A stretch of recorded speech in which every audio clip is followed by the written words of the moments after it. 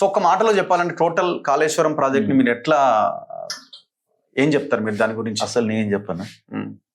అసలు ఏ లిఫ్ట్ కూడా 2 స్టేజ్లు 3 స్టేజ్ల కంటే ఎక్కువ ఏది కూడా వైబుల్ కాదు. ఏ లిఫ్ట్లు కూడా కాదు. అది ఏమన్నానండి, ఒకటే వైబుల్ ప్రాజెక్ట్ ఏది ఉందంటే మన జిల్లాలో ఉన్న ఏఎంఆర్పి. ఎందుకంటే సింగిల్ స్టేజ్ లిఫ్ట్ అది ఒకటే.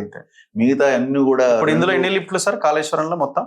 ఇప్పుడు 10 కదా. 10 ఇంకెన్నైనో తెలియదు. ఈ మధ్యలో కొన్ని ఎక్కడంటే అక్కడ కూడా ఇస్తున్నారు కొన్ని మధ్యలో. అదే విధంగా ఇప్పుడు పాలమూరు రంగారెడ్డి తర్వాత కాళేశ్వరం ప్రాజెక్టుకున్న మిగతా వాటికి ఉన్న డిఫరెన్స్ ఏంది రఘు అంటే, ఏ లిఫ్ట్ స్కీమ్ అయినా కూడా ఒకటే సోర్స్ నుంచి నెంబర్ ఆఫ్ లిఫ్ట్లు ఉంటాయి అన్నమాట. ఇప్పుడు పాలమూరు రంగారెడ్డి ఉన్నది, శ్రీశైలం నుంచి తీసుకున్నాము 5-6 లిఫ్ట్లు అనుకున్నాం, 5 లిఫ్ట్ల వరకు చేశారు. ఇంకా అసలు లక్ష్మీదేవి పెళ్లికి ఇంకా పోలేదు ఇంకా. కాబట్టి సిరీస్ ఆఫ్ అంటే ఒకటే డైరెక్షన్ లో ఉన్నటువంటివి ఉన్నాయి ఏవైనా కూడా. కల్వకుర్తి ఉంటే 3 స్టేజ్ లిఫ్టింగ్ సోర్స్ ఒకటే. ఏవైనా 2-3 ఏది ఉన్నా కూడా ఒకటే సోర్స్ తో ఉన్నది. కానీ వేరేజ్ కాళేశ్వరానికి 3 సోర్సుల నుంచి వాటర్ వస్తుంది. అయితే ఇప్పుడు దానికి మిడ్ మానేర్కు డైరెక్ట్ గా ఫ్లడ్ ఫ్లో కెనాల్ ద్వారా మిడ్ మానేర్కు వస్తుంది. తర్వాత కాళేశ్వరం యొక్క ఓన్ ఆయకట్టు starts from mid Maner only. Mid Maner దానికి ఆయకట్టు లేదు కాబట్టి అదొక సోర్స్. రెండో సోర్స్ ఎల్లంపల్లి, డైరెక్ట్ గా సర్ప్లస్ ఆఫ్ ఎస్ఆర్ఎస్పి యొక్క వాటర్ అంతా గోదావరి నీళ్ళు వచ్చి ఎల్లంపల్లి. మూడోది ఏంటిది ప్రాణహిత నుంచి వచ్చే వాటర్ని మనం ఈ 3 స్టేజ్లు లిఫ్ట్ చేసి పెడుతున్నాం. అయితే మనకు దీన్ని ఎట్లా వాడుకోవాలంటే, మనకు state of art weather reporting system ఉంటే తప్పించి ఈ ప్రాజెక్టు పనిచేయలేం. అంటే అడ్వాన్స్గా మనం 15-20 రోజుల ముందే అసలు ముందు ఏం జరగబోతుంది అనేది మనకు ఇంటర్నేషనల్ అంటే state of art reporting system మనం ఎస్టాబ్లిష్ చేసుకోవాలి ఈ ప్రాజెక్టుకు. ఒకసారి మాకు ఒకసారి ఎవరు ఒక డెమో ఇచ్చారు, చేశారు, మేము చేస్తున్నాం అన్నారు. కానీ అది ఎస్టాబ్లిష్ చేసినట్టుగా అయితే నాకు లేదు. మాట్లాడిరు, చేసిరు. కానీ ఈ ప్రాజెక్ట్ ఇంకొకటి ఇన్ఫ్రాస్ట్రక్చర్ క్రియేట్ చేసే దాంట్లో ఇంట్రెస్ట్ దాన్ని ఆపరేషన్ మెయింటెనెన్స్ లో లేదండి. మన ఇండియన్స్ లోనే లేదు అసలు. మనకు ఏ ప్రాజెక్ట్ అయినా అట్లే ఉన్నది. ఎట్లా ఓన్లీ ఇన్ఫ్రాస్ట్రక్చర్ క్రియేషనే. దాని తర్వాత దానికి ఆపరేషన్ మెయింటెనెన్స్ కు పైసలు ఇవ్వరు, ఏం చేయరు.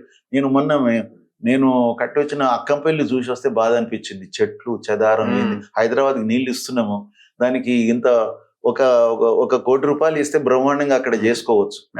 మిగతా దగ్గర ప్రాజెక్టుల సైట్లని ప్రాజెక్ట్ గేట్లు ఓపెన్ కాకపోయాయి కదా, అదే జేసీబీ ఏదో పెట్టి చేయాల్సి వచ్చింది. మేము అక్కడ పోయినాం ఆ రోజు. అయితే మన దగ్గర మెయిన్ గా అది ఆపరేషన్ మెయింటెనెన్స్ అనేది నెగ్లెక్టెడ్ థింగ్ అనమాట. ఎవ్వరు అక్కడ ఉన్నటువంటి జేఈలు ఏఈలు ఉంటారు కదా పాపం, వాళ్ళ జీతాల నుంచి వాటిని గేట్లకు రిపేర్లకు పైసలు వాళ్ళు పెట్టుకొని సెక్రటేరియట్ ఎమ్మడి తిరుగుతుంటారు అన్నట్టు ఆ పైసలు రిలీజ్ గురించి. సో ఇప్పుడు ఈ వాటర్ ని ఎత్తిపోసే క్రమంలో ఫ్లడ్ వచ్చినప్పుడు మళ్ళీ గోదావరి వరద పెరగడం, ఓపెన్ చేస్తే మళ్ళీ పోయి సముద్రంలో కలవడం, నేను ఏమంటున్నా ఇదంతా అందుకని రఘు నేను ఏమంటున్నా, మనకు ఫ్లడ్ రిపోర్టింగ్ సిస్టమ్ ఏదైతే ఉన్నదో అడ్వాన్స్ గా మనకు ఒక 15-20 days ముందు కూడా ఇంత రాబోతుంది ఫ్లడ్ అని తెలిస్తే మనకు అప్పుడు ఏం చేస్తాము, ఇది ఓన్లీ బేర్ మినిమం గా మనం పెట్టుకుంటాం. అప్పుడు అవసరాలకే వాడుకుంటాం. ఆ ఫ్లడ్ వస్తున్నప్పుడు ఇంకా 15 రోజుల తర్వాత ఫ్లడ్ వస్తున్నప్పుడు మనం ఎందుకు ఇక్కడి నుంచి లిఫ్ట్ చేస్తాం అంటే, దీని విషయంలో మీకు ఒకటి ఏం చెప్పదలుచుకుంటే, ఇప్పుడు మన స్టేట్ ఉన్నది, స్టేట్లో ల్యాండ్ ఆర్డర్ ఇప్పుడు మెయింటైన్ కావాలి. మెయింటైన్ ఎవరైతుంది, మామూలు మన పోలీసు వాళ్ళు ఉంటారు కదా, లాఠీ పట్టుకొని మామూలు కండిషన్లు ఉన్నప్పుడు వాళ్ళతో సరిపోతుంది. వాళ్ళు తుపాకులు పట్టుకొని రావాల్సిన పని లేదు. ఆ లాఠీ ఒకటి ఉంటుంది, చేస్తుంటారు. దట్ ఈస్ మేడిగడ్డ అనమాట. ఓకే, మేడిగడ్డ అంటున్నా, మన మిడ్ మానేరులో కనుక నీళ్ళు వస్తే మిగతా వాటితో పనే లేదు. ఆయకట్ అని దీని నుంచి స్టార్ట్ అవుతుంది. ఫ్లడ్ ఆ నుంచి మంచిగా వస్తే అంటే అది సివిల్ పోలీసు. ఇవి సరిపోతే లేనప్పుడు ఏం చేస్తాము, దీంతో లా అండ్ ఆర్డర్ వీలైతే లేనప్పుడు సిఆర్పిని తీస్తాం. సిఆర్పి అంటే ఎల్లంపల్లి నుంచి తీసుకొని 2 లిఫ్ట్లు పెట్టుకొని ఇడికి తీసుకొస్తాం. దాంతో కూడా కానప్పుడు ఏం చేస్తాము, ఆర్మీ అనమాట మేడిగడ్డ, ఆర్మీని తీస్తాం అన్నట్టు. లేకుంటే ఎవరితో తీవ్రమైన కరువు ఉన్నప్పుడే దీని నుంచి తీసుకొస్తాం.